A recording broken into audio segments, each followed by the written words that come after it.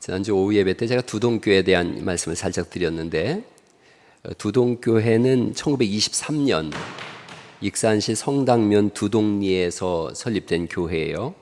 일제강점기 때 농촌에 복음이 전파되고 교회가 세워졌는데, 저게 이제 두동교회 저 내부 모습이에요. 왼쪽에 보이는 게 내부 모습인데 기역자 교회입니다. 그래서 오른쪽은 남자들이, 왼쪽엔 여자들이 이렇게 앉아서 예배를 할 수 있는 그런 모습입니다. 그래서 두동교회가 시작된 건 마을의 부호였던 박재신이라고 하는 분이 아기가 없었어요. 근데 자기 가족들이 인근에 있는 부곡교회를 다니는데 처음에는 교회 다니는 걸 반대했었거든요. 근데 자기 부인이 교회를 다니다가 아기를 갖게 되어져요. 그래서 너무 좋아가지고 자기 사랑채를 내줘서 두동교회가, 이 교회가 시작되어집니다. 그렇게 이제 1923년 5월 18일 날 두동교회가 시작이 되어졌는데 아기를 낳았어요. 아기를 낳고 5살쯤 되던 1929년에 이 어린 아들이 갑자기 죽어요. 그러면서 이제 갈등이 시작되어지는데 아기가 죽은 것도 힘들었는데 장례를 치러야 되는데 장례일이 마침 주일인 거예요. 그러니까 이 교회의 전도사님이 주일날 장례 안 합니다라고 해서 갈등이 일어났어요. 그래서 교회 다 나가라 그런 거예요. 그래서 큰 어려움이 있어요. 갑자기 부흥하던 이 교회가, 큰 부흥을 이루던 교회가 위기를 맞게 되어집니다. 인생 속에는 예기치 못한 위기가 찾아올 때가 있어요. 우리가 욥기서를 읽어보지만 욥이 대표적이고 에스더서를 새벽마다 봤는데 에스더도 마찬가지예요. 한 나라가, 한 민족이 하루아침에 몰살을 당하는 그런 위험한 상황이 오는 거예요. 우리 인생에 예기치 못한 갑자기 찾아오는 위기들. 제가 목요일날 전파선교사 그 생방송을 했는데 그 사연을 들어보니까 멀쩡했던 자기 남편이 갑자기 위암 말기인 거예요. 그리고 회사는 부도가 나고 그러다 자기는 죽겠다고 그러고, 인생 속에 왜 이런 일이 일어나는지, 왜 나는 이런 고통을 겪는지, 그런 고통 속에 왜 하나님은 침묵하고 계시는지, 이런 부분에 대해서 성경이 우리에게 주시는 답들이 있습니다. 지난 시간에 우리가 43장, 44장을 보면서 요셉과 그 형들의 만남을 봤어요.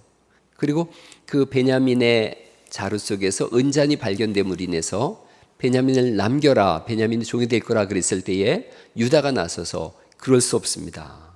그를 여기다 남겨두면 우리 아버지가 죽습니다. 차라리 내가 남아서 종이 될 테니 그 아이를 보내세요 라고 변화된 형들의 모습을 봤어요. 죽이려고 했던 사람인데 이제 살리려는 사람이 되어져요. 그리고 유다의 모습처럼 괴로운 자리에 내가 가겠습니다. 죽는 자리에 내가 서겠습니다. 억울한 자리가 있다면 내가 거기 있겠습니다 라고 해요. 그 모습을 보면서 요셉의 마음이 확 녹아져요. 형들 앞에서 대성통곡을 합니다. 오늘 우리가 읽은 말씀처럼 외치는 거예요. 내가 요셉입니다. 여러분이 팔았고 죽이려고 했고 팔았던 요셉이 바로 접니다. 아버지는 살아계십니까? 형들이 얼마나 놀랬겠어요. 정말 기절할 것 같았을 거예요. 자기들이 죽이려고 했던 동생, 그 노예로 팔았던 동생, 죽었는지 살았는지 17년이 지나도록 아무것도 몰랐던 그 동생이 지금 눈앞에 있거든요. 더군다나 이집트의 총리가 되어 있는 거예요. 생사여탈권을 가지고 있는 거예요. 우린 다 죽었구나 이런 생각도 들었을 거고, 수없이 많은 그런 생각들이 주마등처럼 흘러갔을 거예요. 그 짧은 시간이 정말 일각이 몇백 년은 흘러간 것 같은 그런 시간이었을 거예요. 이런 상황 속에 요셉이 우리가 읽은 말씀처럼 5절을 보시겠어요? 5절에 참 이 사람 대단한 사람입니다. 4절을 먼저 읽어보죠. 제가 4절 읽어볼게요. 요셉이 형들에게 이르되 내게로 가까이 오소서. 그들이 가까이 가니 이르되 나는 당신들의 아우 요셉이니 당신들이 애굽의 판자라. 5절 읽어보죠. 시작.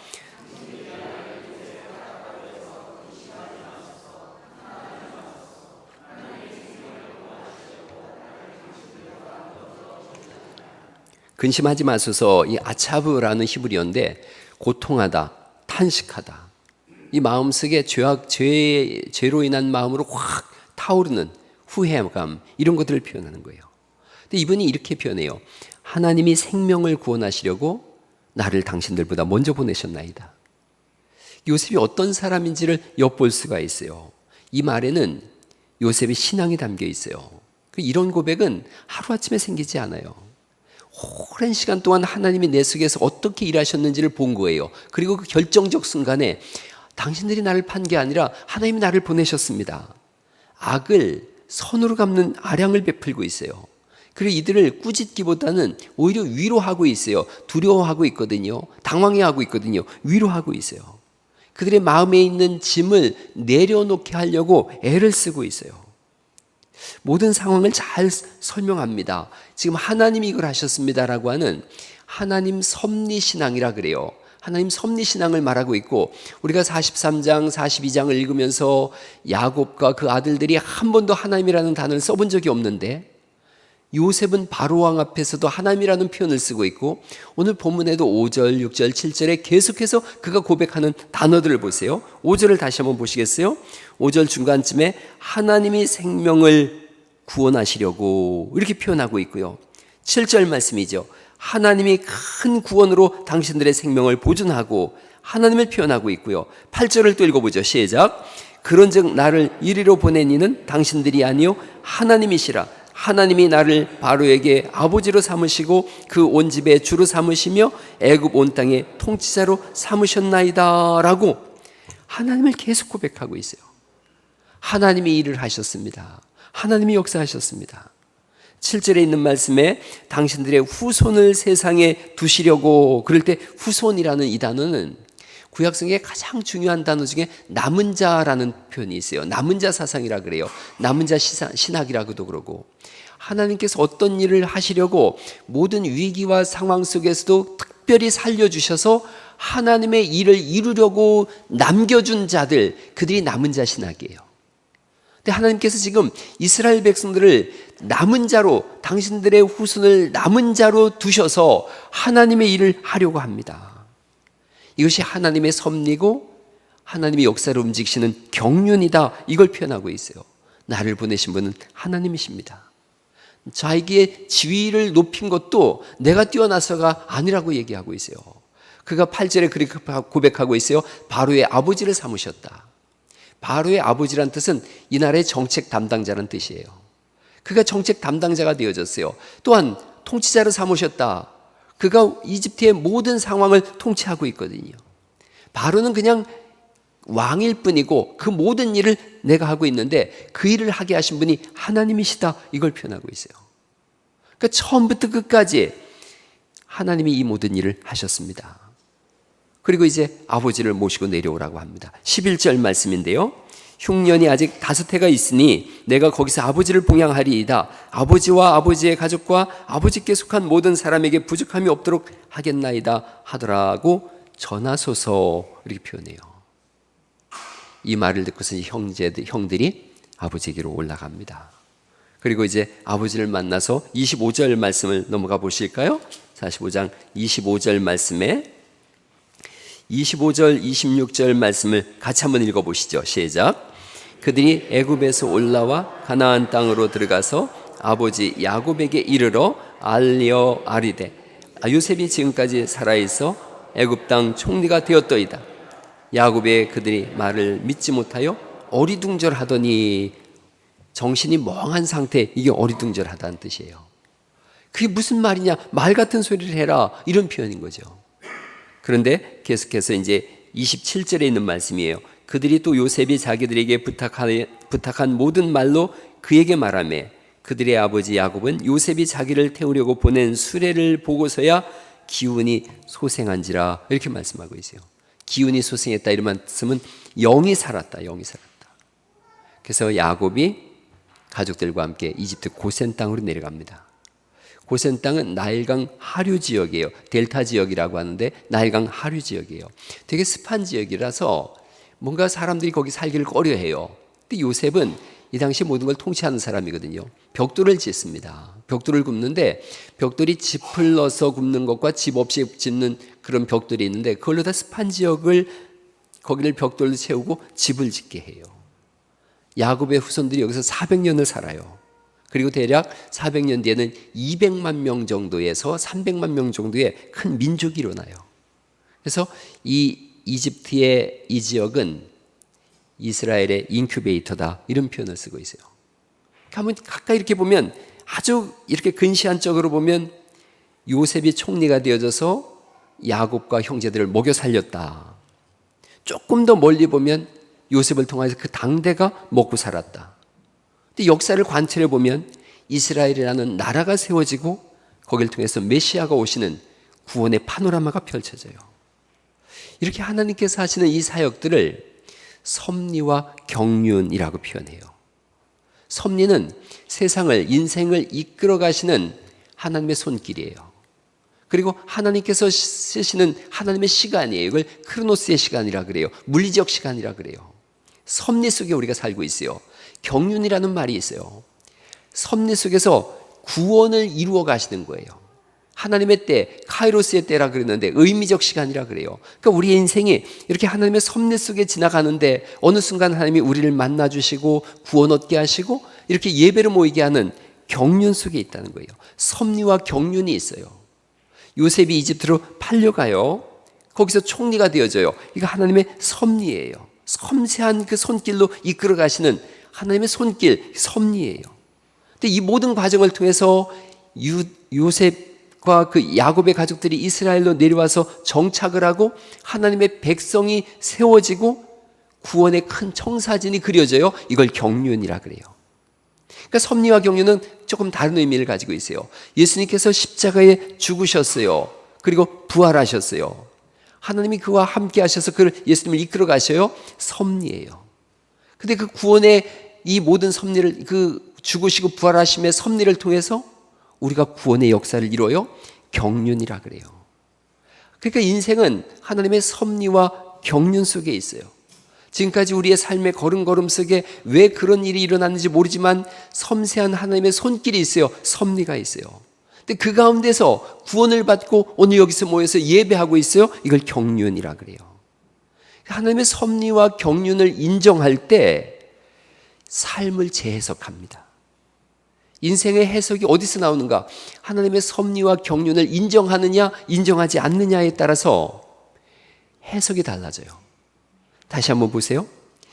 오늘 적용점을 두 가지를 제가 여러분하고 같이 나눌 텐데, 첫째가 성도를 소중히 여기라는 거예요. 가족을 소중히 여기라는 거예요. 다시 생각해 보세요. 요셉이 형들을 살려줘요. 용서해요. 아버지를 오라 그래요. 이스라엘 민족을 이뤄요. 이것은 요셉의 고백처럼 하나님이 하셨습니다라고 하는 그 섭리와 경륜이 그 전제되어질 때, 아, 이렇게 하신 것이 하나님의 손길이었구나. 형들을 원망하지 않아요. 가족을 살리고 이스라엘 민족을 세우고 출애굽기와 레위기, 민수기가 써나가는 시적점이 되어지고, 그래서 단적으로 보면 목전의 상황을 보지만 통으로 보면 하나님의 섭리와 경륜이 있었구나. 이 시대에 저와 여러분이 왜 태어났는지 모르겠어요. 근데 하나님께서 2025년 이 시대에 우리를 태어나게 하셨고 이 교회를 다니게 하세요. 분명한 것은 우리가 알지도 못하고 또 알 수도 없을지 모르지만 하나님의 섭리와 경륜 속에서 여기에 있는 거예요. 하나님께서 이 교회를 통해서 또 내 삶을 통해서 뭘 하실지 모르지만 그 섭리와 경륜 속에 여기를 보내셨고 여기서 예배하게 하시고 이 말씀을 듣게 하는 거예요. 왜 그런 가정에서 태어나게 하셨는지 몰라요. 왜 그런 어려움이 있었는지 몰라요. 그런데 시간이 좀 많이 지나면 이걸 통해서 하시려고 하는 일이 있으셨구나. 세월이 지나면서 깨닫는 것 세 가지가 있다는 글을 한번 읽은 적이 있어요. 첫째가 너무나 많은 신세를 졌다는 거예요. 태어나면서부터 신세를 졌거든요. 죽을 때도 신세를 집니다. 죽는 순간까지 신세를 져요. 살아오면서 모든 사람들에게 신세를 지고 있어요. 이거 하나하고 또 하나는 늘 실수하면서 산다는 거예요. 실수하지 않는 인생이 없어요. 남을 힘들게 하고 아프게 합니다. 마음 상하게 합니다. 제일 많이 들은 말이, 저도 제일 많이 하는 말이, 그때 그 말 안 했을 걸. 그때 참았을 걸. 그때 베풀었을 걸. 그런 건 거예요. 세 번째가 혼자가 아니라는 거예요. 수많은 사람들하고 연결되어져 있어요. 그래서 내 마음대로 행동할 수가 없어요. 기분 편하자고 화를 내는 순간 모든 관계가 깨어져요. 여러 사람과 연결되어져 있어요. 우리 갈릴리 교회를 다시 생각해 보세요. 혼자가 아니에요. 연결되어져 있어요. 교회라는 의미가 그런 뜻이에요. 에클레시아라는 건데 밖으로 불러낸 자들, 하나님께로 불려내진 사람들의 모임, 남은 자들과 비슷해요. 하나님께서 하나님의 일을 하시려고 불러내서 저렇게 교회로 모이게 하셨다. 예수님께 붙어있는 가족이다, 몸이다. 그래서 우리는 우연히 만난 게 아니라는 거죠. 하나님의 섭리와 경륜 속에 만난 거예요. 하나님이 이끌어내셨고 그래서 여기서 가족이 된 거예요. 섭리와 경륜 속에 왔기에 서로를 향해서 소중히 여기는 거예요. 친절을 베푸는 거예요. 진실하게 대하는 거예요. 저는 저를 한번 생각해 봤어요. 1985년에 대학교 1학년이 됐어요. 85년에 격동의 시기를 살았어요. 판단하고 비판하고 따지고 논쟁하는 시기였고, 그때 제가 휴머니스트라고 하는 서클 회장을 했어요. 휴머니스트 서클의 강령 중에 첫 번째가 현실을 비판하며 이거였어요. 늘 비판적이었는데 예수님을 믿고 나서 보니까 부드러워졌어요. 조금 너그러워졌어요. 목회를 시작하면서 한 분 한 분이 굉장히 소중하게 생각되어졌어요. 그 소중하게 대해야겠다. 너그럽게 대해야 되겠다. 인격적으로 대해야 되겠다. 왜 그렇게 하느냐면 내 본질은 비판적이고 판단하는 사람인데 하나님께서 내 속에서 역사하시는 거예요. 성도의 섭리와 경륜 속에 모이게 하셨고 한 가족이 되게 하셨다. 여러분, 서로를 소중하게 여기는 은혜가 있기를 간절히 축원합니다. 왜 이런 교회에 나를 하나님이 심으셨어요? 왜 저런 사람 만나게 하셨어요? 모르겠어요. 그런데 하나님께서 뭔가 하실 일이 있는 거예요. 나의 모난 부분을 깎으려고 하시는 거예요. 나의 잘난 부분이 나의 노력이 아니라 하나님께서 나의 잘남으로 그의 부족한 부분을 채우라고 잘나게 하신 줄 믿으시기 바랍니다. 내가 뭔가 가졌다면 내가 가진 걸로 없는 사람을 채우라고 주신 것인 줄 믿습니다. 그게 섭리와 경륜이에요. 전 웨슬레 목사님이 한 아주 유명한 말이 있어요. 할 수 있는 모든 선을 할 수 있는 모든 방법으로, 할 수 있는 모든 수단을 통해, 할 수 있는 모든 장소에서, 할 수 있는 모든 사람에게, 할 수 있는 모든 시간 동안 하라. 할 수 있는 모든 선을 베풀라는 거예요. 약점을 가진 사람들이에요. 죄악으로 가득한 사람들이에요. 나의 잘남을 드러내기 위해서 남의 약점을 공격하는 그런 사람들을 요즘 텔레비전에서 보고 있어요.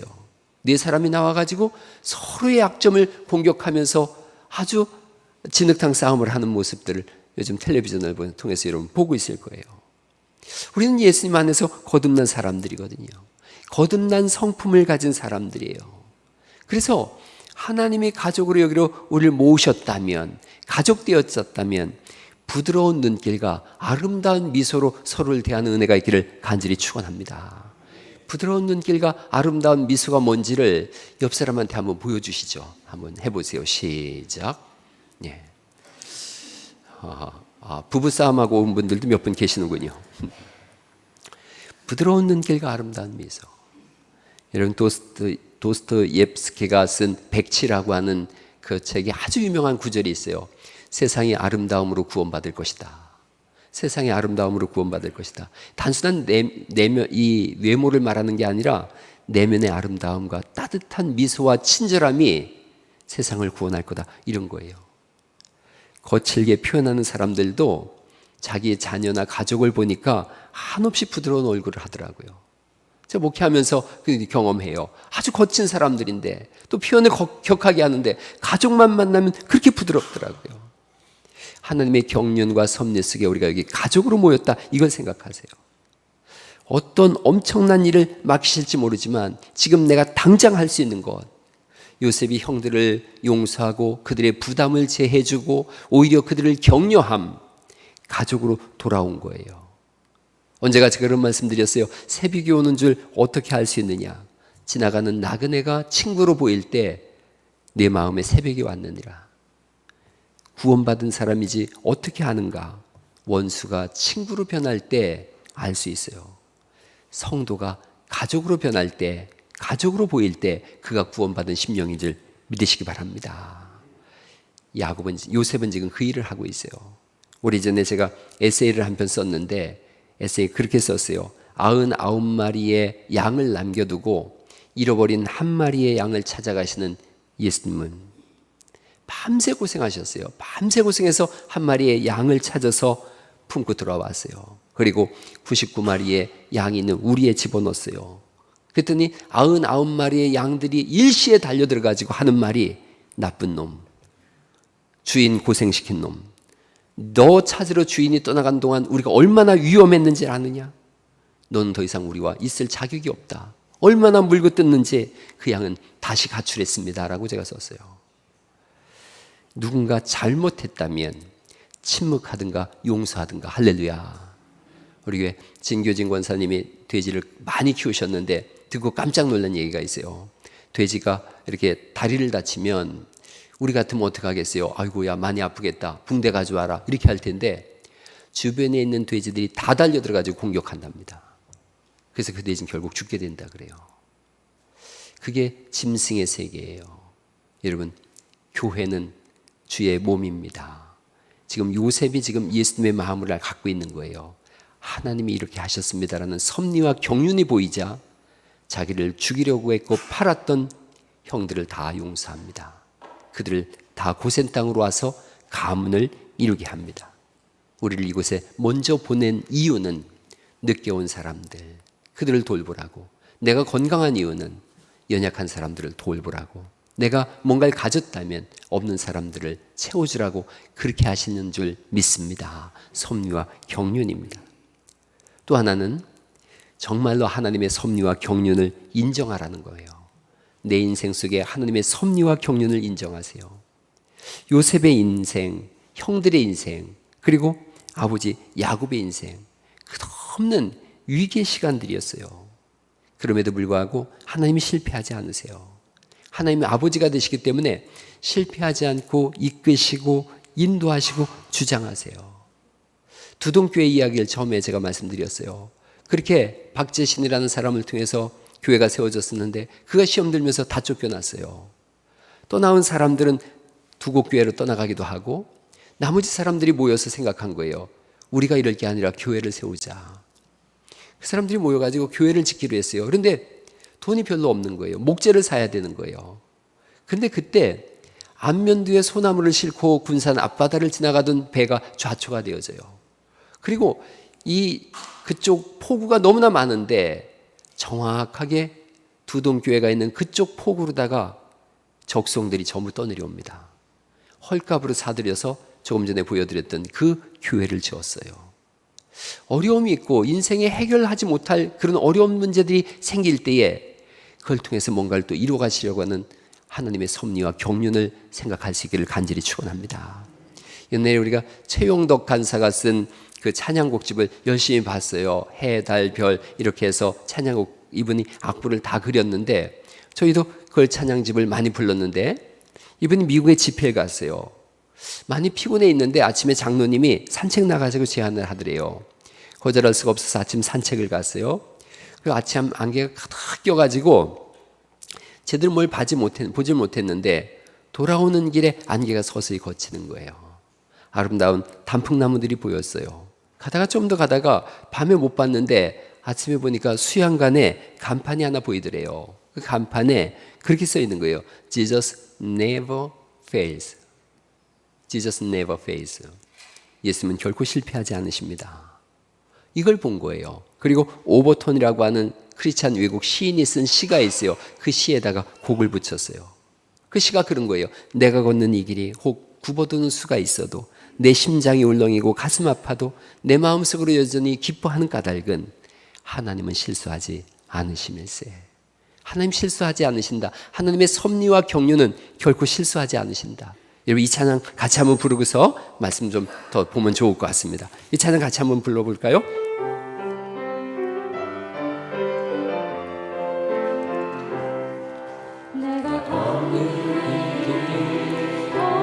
굽어도는 수가 있어도 내 심장이 울렁이고 가슴 아파도 내 마음 속으로 여전히 기뻐하는 까닭은 하나님은 실수하지 않으심일세.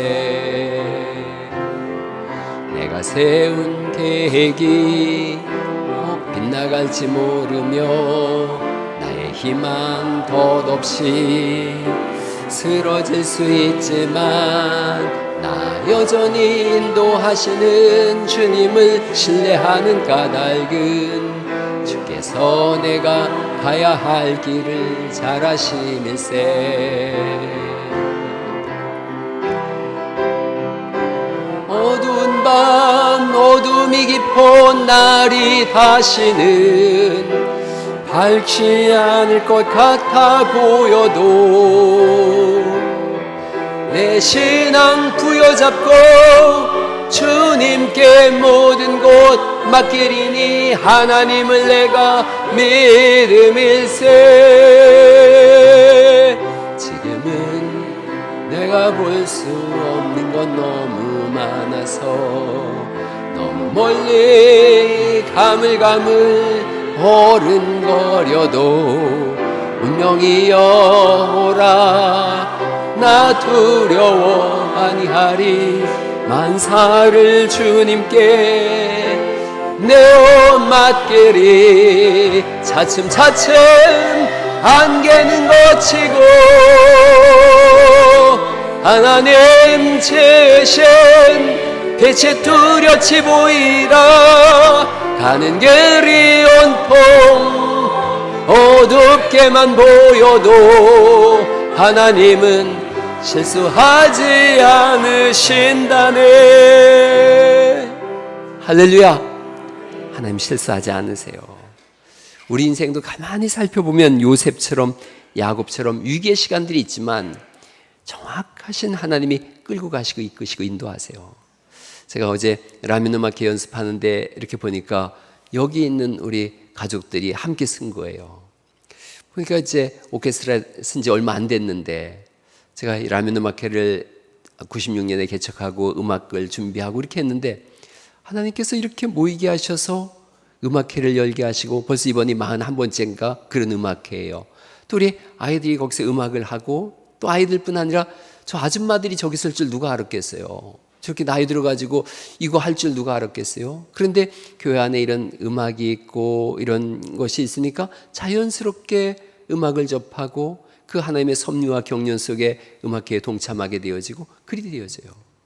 교회 여러 가지 사역들이 하나님의 섭리와 경륜이 얼마나 중요한지 알겠더라고요. 그래서 우리 주일학교 중고등부 청년부에 대한 시각도 우리가 달리 가져갑니다. 이 아이들을 여기서 잘 길러내자. 뭔가 이 아이들에게 도전을 주자. 그리고 이 아이들이 뭔가 할 수 있도록 그런 실력자를 길러내면 하나님의 섭리와 경륜 속에 어느 날인가 위대한 그리스도인으로 시대를 바꾸는 사람들로 쓰임받게 될 줄 믿습니다. 하나님은 실수하지 않고 정확한 시간들에 그 일을 하세요. 지금 이해되지 않는 상황들이 있을 수 있어요. 왜 내가 이런 아픔을 겪는지, 왜 이런 고통을 겪는지 이해되지 않지만 그러나 이렇게 물어보는 거예요. 왜 그런 일을 내게 일어나게 하셨습니까?가 아니라 그 일을 통해서 하나님 무엇을 하시고자 하십니까? 이 질문으로 바뀌어가는 은혜가 있기를 간절히 축원합니다. 왜 내가 이런 아픔을 겪는가가 아니라 이 아픔을 통해서 주님 뭘 하시려고 하시는지요. 우리 교회 가족들하고 이야기를 하다 보면 정말 똑똑한 분들이 많더라고요. 제가 종종 그런 얘기해요. 집사님은 정말, 장로님은 정말 이런 가문에서 태어났더라면 참 좋았을 걸. 제가 오죽하면 그런 얘기해요. 집사님 우리 집에 내 아들로 태어났으면 참 좋았을 걸. 그래서 내가 한번 집사님처럼 똑똑한 사람 제대로 한번 키워보고 봤을 텐데. 근데 정말 어렵고 힘든 가문에 태어나서 초등학교도 못 나오고 막 산전수전 인생을 막 이렇게 휘몰아치면서 살았는데 그 모든 삶이 안타까웠는데 가만히 생각해 보니 또한 이곳에서 하나님의 섭리와 경륜을 이루라고 그렇게 하셨다는 것을 믿으시기 바랍니다. 하나님 실수하지 않으세요. 어느 날 항아리가 너무너무 아름답게 잘 빚어진 항아리였는데 항아리가 금이 가고 깨진 거예요. 그래서 주인이 아이고 이 항아리 못 쓰겠네 그랬는데 어느 날 밤에 길을 가는데 바람이 너무 불어서 항아리 속에 불을 집어넣었더니 깨진 저 항아리 틈새로 불빛이 흘러나와서 길을 걸어갔다 그래요. 내 인생 속에 혹시 깨진 부분이 있다면 우리 안에 계신 성령을 통하여 성령의 빛이 흘러나옴으로 또 다른 길을 밝혀내는 줄 믿으시기 바랍니다. 요셉의 인생을 보면 깨진 인생 같지 않습니까? 수없이 깨지고 부서진 인생 같았는데 그 깨지고 부서짐 속에서 오만한 사람이 아니라 용서의 사람이 되어져요. 자신에게 해와 달과 별이 절하는 것이 높아지는 거라고 생각을 했는데 높아짐이 아니라 하늘을 관찰하고 굶주림을 해결하는 하나님의 뜻을 발견하게 된 줄 믿습니다. 고난 속에는 하나님의 섭리와 경륜이 있습니다. 제가 며칠 전인가 어른 김장하에 대한 다큐를 보고서 여러분한테 드려진 말씀이 있어요. 사회운동가고 어른 김장하, 당신을 만나고 더 좋은 사람이 되고 싶어졌습니다라는 고백을 가장 많이 들었던 분이라 그래요. 중학교 졸업 후에 가난한 어려움을 인해서 학업을 중단해요. 19살 때 한약사 자격시험에 합격해서 사천에서 처음으로 한약방을 열었거든요. 정확한 양, 정량과 정직으로 소문이 났다 그래요. 얼마나 사람들이 약을 지으러 많이 오는지 새벽 3시까지 약을 젓고 하루에 800제 약을 짓기도 했다 그래요. 이분이 월급을 그 같이 일하는 분들에게 2-3배를 더 드렸다 그래요. 그리고 자기 그 건물에 새 들어 사는 사람한테 30년 동안 한 번도 집세를 올려본 적이 없대요. IMF 때는 오히려 돈을 내줬다 그래요. 그런 분인데 이분이 왜 그렇게 하는가? 왜 저렇게 사람들을 돕는가? 이런 고백을 하는 거예요. 아픈 사람들이 낸 돈이기 때문에 허투루 쓸 수가 없습니다. 아픈 사람들이 낸 돈이기 때문에 이것을 돕는 데 씁니다. 고등학교를 세우고 수없는 기부와 후원을 했어요. 인터뷰할 때 가장 이분이 까다로운 분이래요. 왜 까다로우냐 하면 얼마나 많은 사람을 도우셨는지요? 누구를 도우셨는지요? 하면 그때부터 한마디도 하지 않는데요. 내가 누구에게 주었다는 생각조차 버려라. 이게 이분의 좌우명이에요. 다시 생각해 봤어요. 어려운 시절을 살았어요. 중학교밖에 못 나왔어요. 그런데 억울해하지 않습니다. 남을 돕는 어른으로 성장하는 거예요. 억울하기로 따지면 요셉처럼 억울한 사람이 없어요. 억울하게 생각하지 않아요. 왜 그런가? 자기 인생 속에 개입하신 하나님의 섭리와 경륜을 알기 때문에 그럽니다. 그래서 45장 5절이 고백하는 거예요. 하나님이 생명을 구원하시려고 나를 당신들보다 먼저 보내셨나이다. 왜 이런 재능을 주셨는지, 왜 이런 재물을 주셨는지, 왜 이런 지혜를 주셨는지, 또는 왜 이런 고난을 주셨는지, 왜 이런 아픔이 왔는지 하나님의 섭리와 경륜 속에서만 바르게 해석되어집니다. 그렇게 해석하셔서 서로를 가족으로 받아들이시고 또한 주님 안에서 이 아픔과 아름다운 것들을 재해석하는 은혜가 있기를 예수님의 이름으로 축원합니다.